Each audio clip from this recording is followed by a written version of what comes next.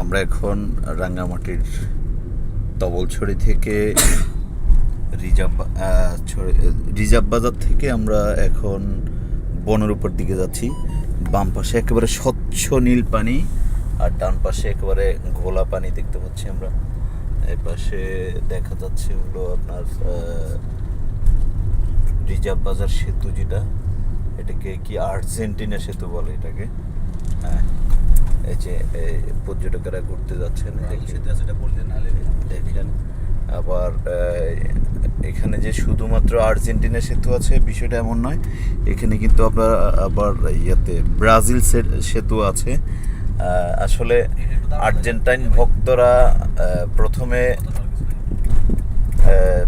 আর্জেন্টিনার কালার করে এটা সেতুকে আর্জেন্টিনার কালারে সাজিয়েছিল, মনে হয় বিষয়টা এমন ছিল। নয়তো এই সেতুটা প্রথমে এরকম কালার করেই সাজানো ছিল, তাই বলে সবাই আর্জেন্টিনা সেতু বলতো। তারপরে আপনার এটাকে পরবর্তীতে এখানকার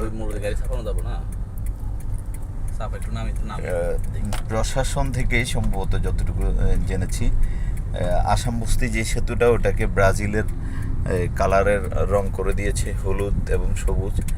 তো পরে ওটাকে ব্রাজিল সেতু বলা হয় আর কি। এখানে আসলে আপনারা একটা ব্রাজিল সেতু, একটা আর্জেন্টিনা সেতু পাবেন। এই যে এই ঘাট থেকে পর্যটনের বোটগুলো ছেড়ে যায়, তারপরে বিভিন্ন এলাকায় বোট যায়। এরকম ঘাট অসংখ্য আছে অবশ্যই।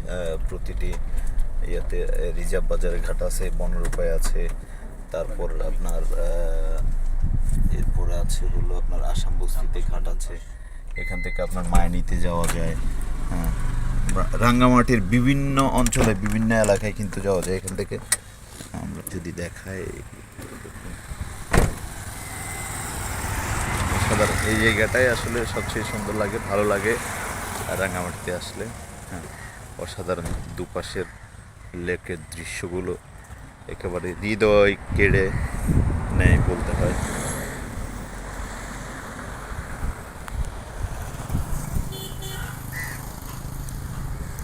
এই পাশে পানিগুলো ঘোলা হওয়ার পিছনে কারণ আছে। এখানে এই কর্ণফুলী নদীর সাথে সরাসরি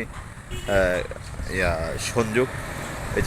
এই দূরে ওই সেতুর ওপারেই, এই যে মাঝখানে বালির যে দ্বীপটা দেখা যাচ্ছে, দ্বীপের ওপারেই কিন্তু কর্ণফুলী সেতু। আর এই পাশের পানিগুলো একেবারে স্বচ্ছ দেখবেন।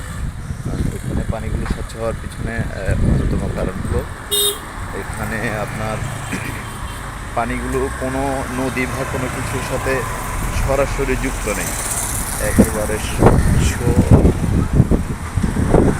আমরা যদি কাছ থেকে দেখায়,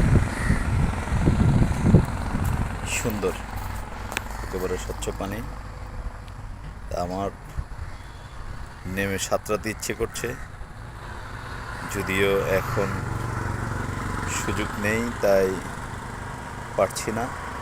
এতটাই স্বচ্ছ পানি যে একেবারে পানির নিচে কি আছে ওটা দেখা যাচ্ছে।